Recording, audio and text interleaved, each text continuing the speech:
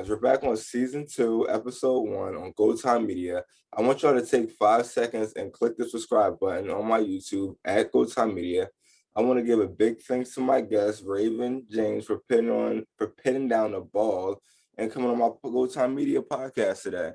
So what's up, Ray? From playing basketball in high school in New Jersey to playing D1 basketball at Villanova, tell me, how did it feel when you finally knew you were committing to D1?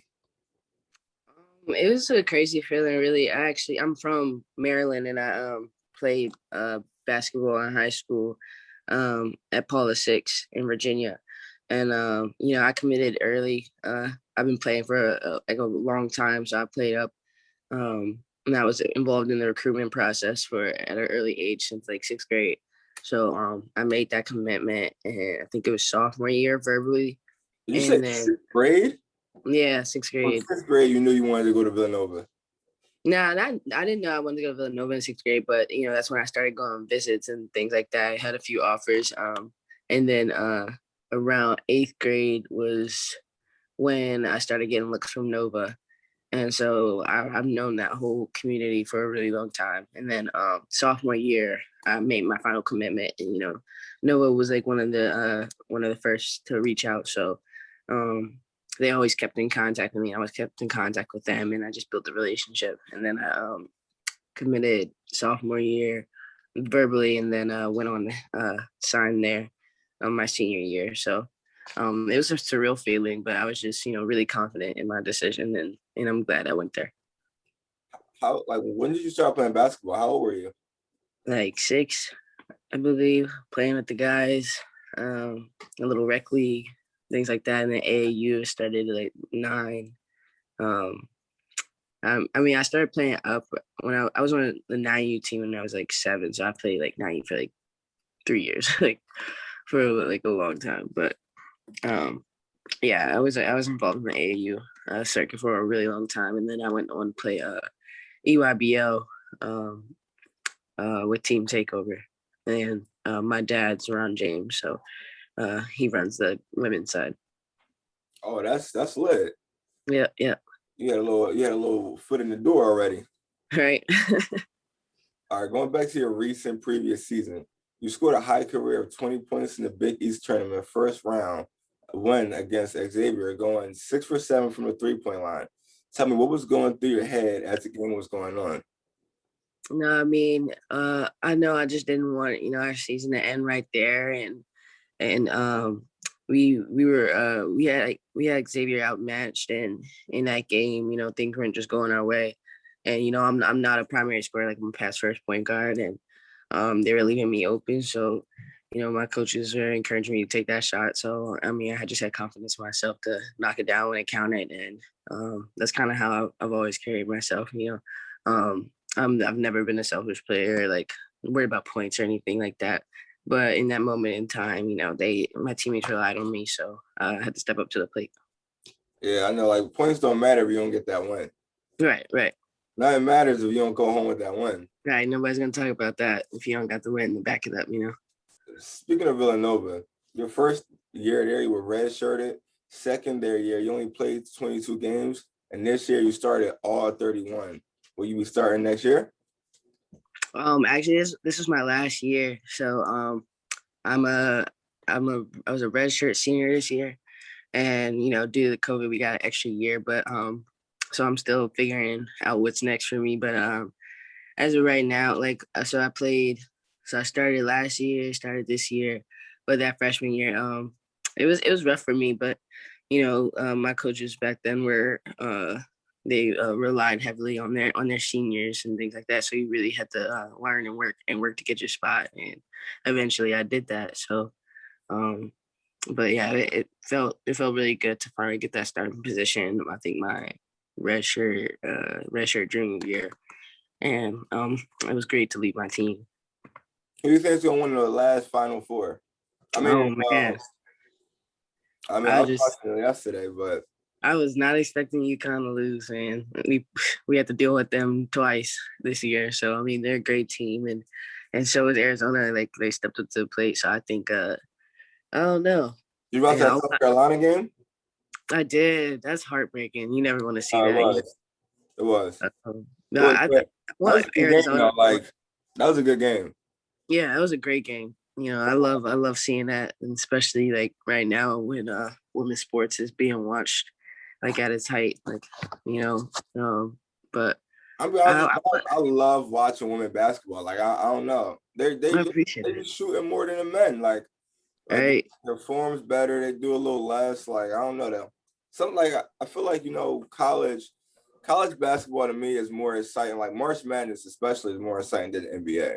oh yeah, for sure. Yeah, like and then like now the girls are living up to the hype. Like I'm glad. I've been watching girls for a minute. Like UCLA, I used to watch UCLA girls for a minute. Like now I'm just expanding. Like when I watch Baylor, now I watch UConn and Villanova. So it's like it's definitely lit. Y'all definitely are. Right. Yeah, I mean, I feel like the women's game has definitely stepped their game up. Especially in college. Some of these teams looking like pro teams out there. Oh, they are. They are. Right. Baylor's a super talented team, and I felt bad for them too. How you feel about that UConn call at the I'm gonna be honest. They got lucky. Like right? that was a clear foul to me. Like I don't know. Like I don't know how the ref missed that at a time like that. Like I hate calls. I hate when stuff like that don't happen Right, because then the whole history is whole different. Like if that call would have happened, she's going to the line. Okay, so then she got a chance to win or to tie it up, and right, then our history has changed. I don't know how she didn't miss that call.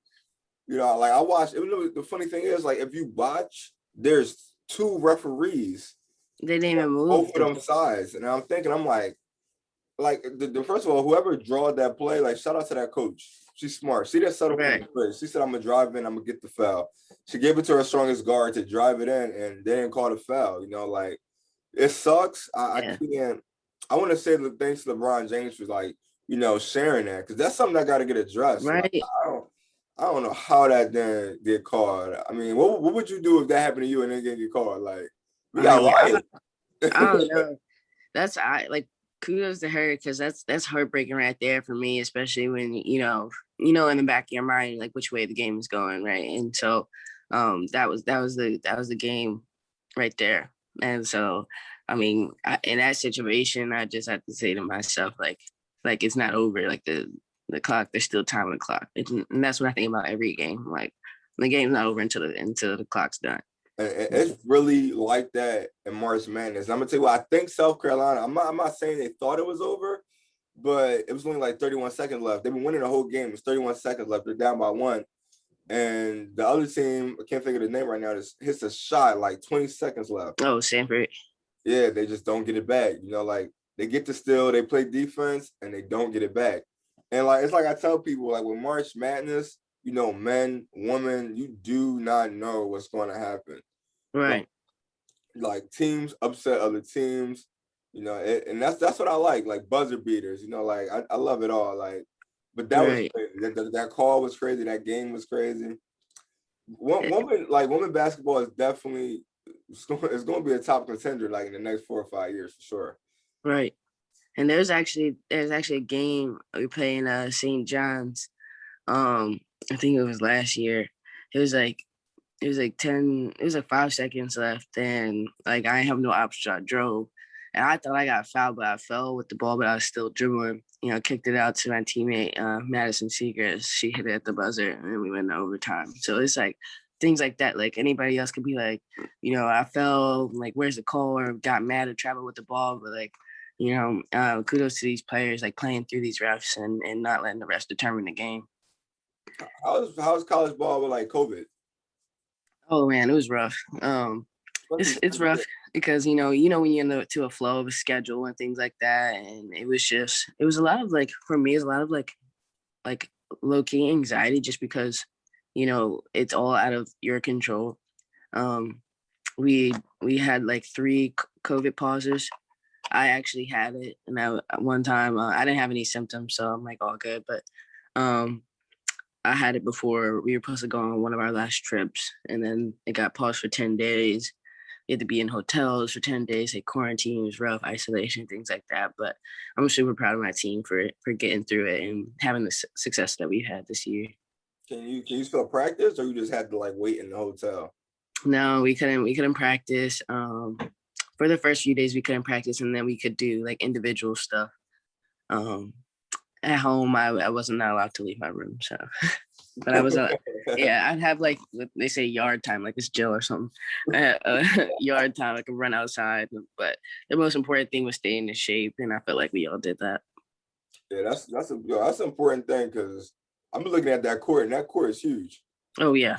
You know, like I was playing ball the other day. Like I was playing, I don't play fives like that no more. I'm definitely getting older, but I was playing ball the other day. I was like, yeah, I need to get back in shape. Right, right. All right. Unfortunately, you guys did not have a successful in the tournament. Although your guys made it far, what do you feel like your team needs to work on next year to get to that Final Four, to get to that last step, to get to the championship? I mean, I think at this point, just having a winner's mindset, and this year, a lot of things we were ranked seventh in our conference and ended up finishing fourth. I think that we have to have a winner's mindset and then understand like we can accomplish more and demand more of ourselves and in practice on the floor as a team, like just holding each other accountable and things like that. And even though it's my last year, I've seen a lot of potential. With Madison Seagrass, she was actually just named um, honorable mention for All American team. But yeah, so there's a bunch of talent coming in. There's a bunch of talent on that team, and they have the sky's the limit for them. And it's all, I feel like it's all mental. You see all these players that come out of nowhere and having these huge careers, and I think the first thing is believing in yourself and believing you can do it in the first place. Yeah. Yeah, it's definitely a mental. Like your mental is the strongest. I always tell people that like your mental makes you keep putting in the work day in, day out. Like Right. life can be strong, but like it's the mental it's the work that you put in the off season that's gonna show in the season. Right, because UConn's in our conference now, so they're not going anywhere. We look at them again, so it's just understanding that like not everybody's going to get the opportunity to play the number one team in the country, right? So I think most people are like, "Oh my gosh, you play UConn," but like that's two more opportunities you get to beat the best. Yeah, I mean, I ain't gonna lie. That one girl from UConn is like Stephen Curry. Oh yeah, who? I- Paige. Yeah, Yeah, man. yeah, Yeah, yeah. She's man. tough. She She's she tough. she a little different, man. I ain't gonna hold you. I She's was watching tough. the other day. I mean, even though she lost, it's like like I think she could have been down 10. There could have been like 10 seconds left, and she's still going to try to shoot this threat. Like Oh right. she's not giving up. She's a She dog. I'll give her that. she's letting it go. Yeah, she's good for sure. And like she stands out because women basketball shoot a lot. And Hmm. they shoot a lot more than men. Really men are starting to shoot a lot now because like Stephen Curry changed the game. But before it was kind of like, women really had a better shot percentage than guys. Like, Right. and then she's like, when you're in the dominant of shooting and you're outshining everybody with shooting, yeah, she's something special. Oh yeah, she's tough, man. That thing that gets me is only a freshman, so you have I you have a lot know, of time, right? I She know. put Like, up I wonder senior what she's numbers, doing in like high school. right. So what drives you to be better? Is it like the trash talking? Like, is it the daily motivation? Is it not winning? Like, what drives you to be better? I mean, I feel like it's a mixture of all of it. I'm 5'5", so I'm not that 5'5" with shoes on. I'm not that tall, and so I've always had like the odds stacked against me, and it's just people thinking that you can do something and you prove them wrong. Like nothing, makes me feel better than that. Um, that goes along with the trash talk in games. Would they be Uh, trash talking you? not really, but like in the heat of a game, like it's happened before, and I'm not, I might chirp a little bit, but I like to back things up with my game. So Yeah, I mean, but yeah, just every day understanding that um, that people are getting better, and your time goes by fast. Like you're gonna miss it when it's over, so you got to take every day. You don't know when it's gonna be over, so you got to take every day as if it's your last. And if you're really that passionate about something, you can keep getting better, and so that's what drives me. we're gonna switch over. We're gonna leave Villanova. I got a couple personal questions. You ready? Yeah. So growing up, did guys like diss you? Like, how was it being a female growing up playing basketball? Because Oh I man. know when I seen a female growing up, I gave her hell. I'm not gonna lie. They did at first. They didn't believe I could play at first, but then see I had the little basketball court in my backyard. So then, they'd be a little nicer. Think they're gonna come play on the court and stuff. And so that's the really, that got the chip on my shoulder, was playing with the guys. That was the first thing. I always thought that I could do, anything. I even used to say when I was like 10, like, oh, I'm gonna dunk one day. Like, probably not, but like, Never know. they It's not a limit. right.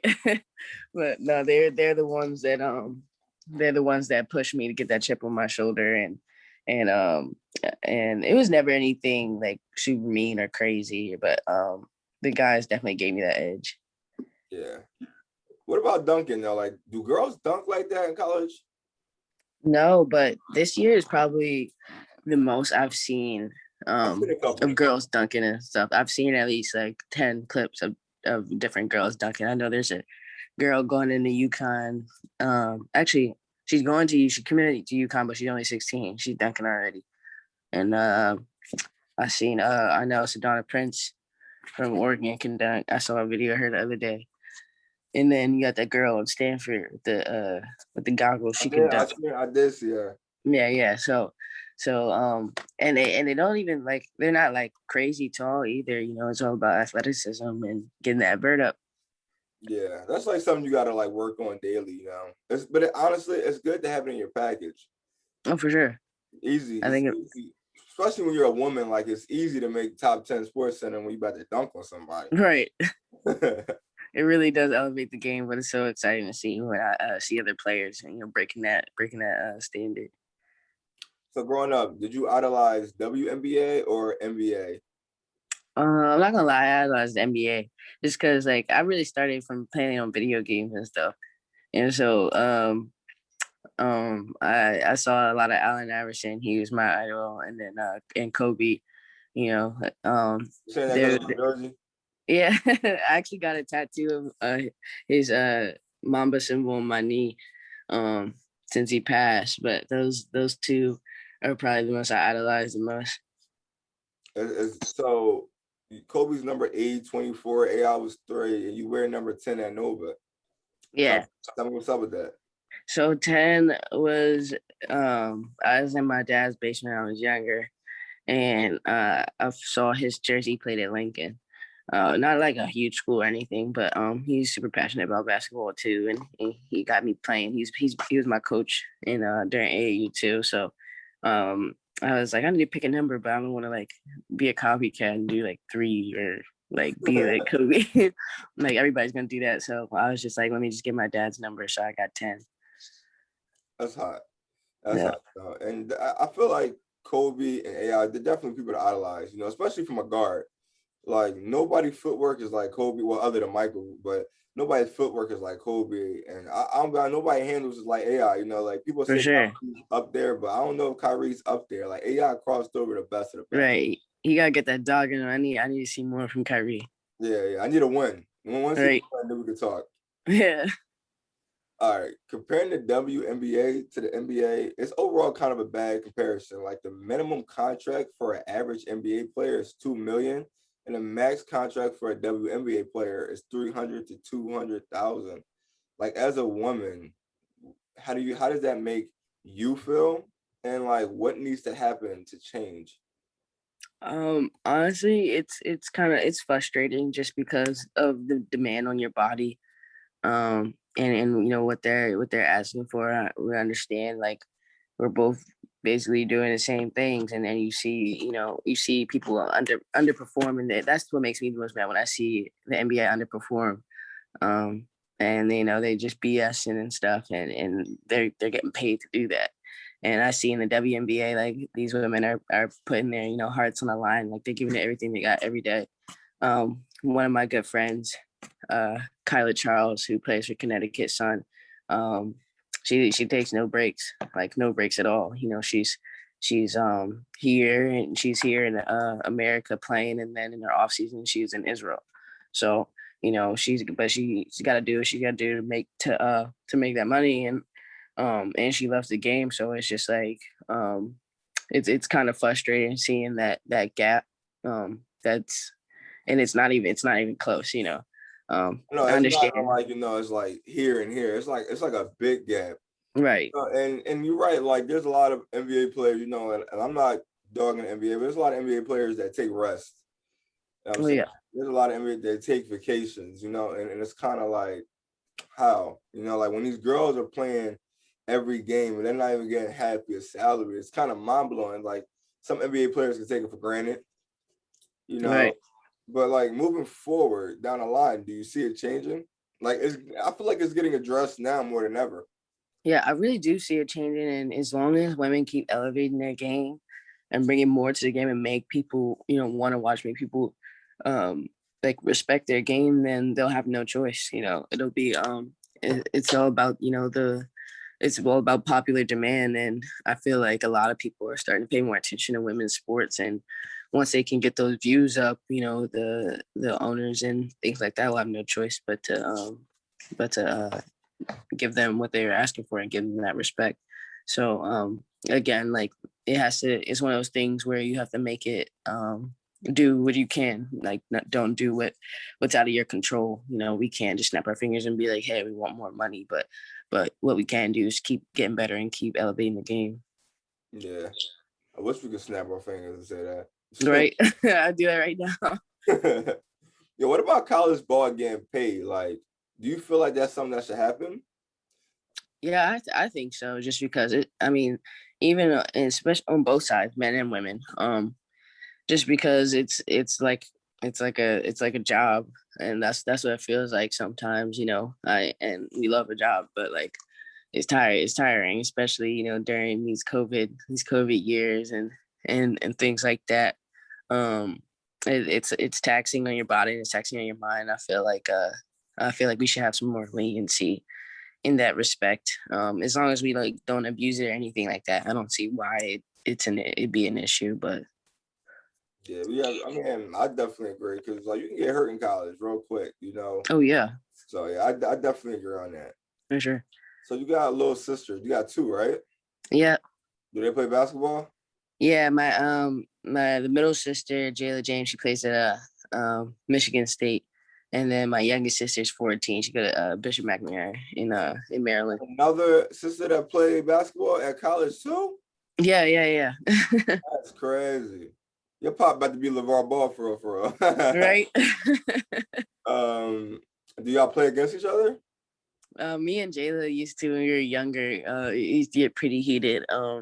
She's much taller than me. She's like 6'1". So, yeah, she's I don't know where the height gene went at, but she's taller than me. So I got a reminder. Height don't mean nothing. I don't mean nothing when I'm the older. What No, about but the younger one? the younger one, she's 14. So she's getting real competitive, and she's been watching us since she was a little kid. So she's growing up and getting better every day. Are they all guards? Jayla's more of a wing guard, I would say, and then my youngest sister, she's like a two guard. All right, so all of y'all can shoot. Yep, yep. Who the best shooter out of all three? I mean, I'm gonna have to say me. I'm gonna say me, but I'll give Jayla some props. She got some range. All right. So like this is your last year for Villanova. Like what's the goals?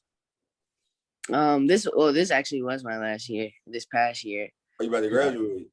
Yeah, so I graduated last year, and then so this was my fifth year actually. Because of COVID, the previous season. The previous season. So the previous season, yeah, that was my fourth year, and then this year was my fifth year. So because I was allowed a fifth year because I was hurt my freshman year. Okay. So Yeah, like yeah. what's the goals now? What's the goals? I have some opportunities overseas, so I'm trying to figure everything out. Um, I gotta get everything together and things like that. But I'm looking to get into the work field and um, probably looking to do some stuff with the government. So I can't like disclose all of it because it's secret stuff. But You got like um, FBI, right? Yeah. So, um, but yeah, I'm in the process of that right now, and I'll be traveling and stuff. So I'm just laying everything out on the table and looking at all my options. I'm blessed, and it's a good problem to have, but because I have options, and a lot of people don't know what's next for them. But yeah, we'll see. You thinking you're gonna take the overseas? I don't know. I really want to. It just depends. It's one of those things. If I get this job, I gotta take it because it's a once in a lifetime type of thing. Um, but if not, I definitely would love to travel and go overseas. What was your major in college? Oh, sociology and criminology. Uh, Yeah, and then I'm getting my master's in public administration right now. Man, you setting the high for Black women. You setting the bar Right. high. Gotta keep it moving, This right? is gonna have something to chase. That's beautiful. Like that's really beautiful. Especially being a Black woman, you always got to do like the extra mile. And For sure. that's something I like. That's really good. For sure. Thank you. Appreciate it. But look, I do definitely if you get the shot overseas, you got to take it too. Of course. You know what I'm saying? Right. All Definitely, right, but definitely. look, I definitely want to give Raven a shout out for coming to my podcast today. Possibly go watch her overseas next year. We never know what's going to happen. We're just going to have to sit tight and see what decisions she makes. Right. Follow her IG and her Twitter at RaySkills10. Also, go check her out check her out, man. Her season was tough. She plays good. And go watch her in the March Madness. She played, I think you played overall like 52 minutes. Yeah. Like I don't think I was watching. I don't even think you was out the game most of the time. Like, Yeah, it was rough. It was taxing. I'm saying, like, I was watching. I'm like, she's not gonna get a break. Nah, she didn't get a break. She's gonna stay in. Like, do you feel like in March Madness you played more minutes than you did in the regular season? Yeah, I did actually. I just felt like probably because it was more lenient on experience, and in that time it was win or go home. So I felt like and it's also back to back. Like you play one game, rest, wake up, and do the same thing over again. So it felt like a lot in March. I seen y'all schedule. Right.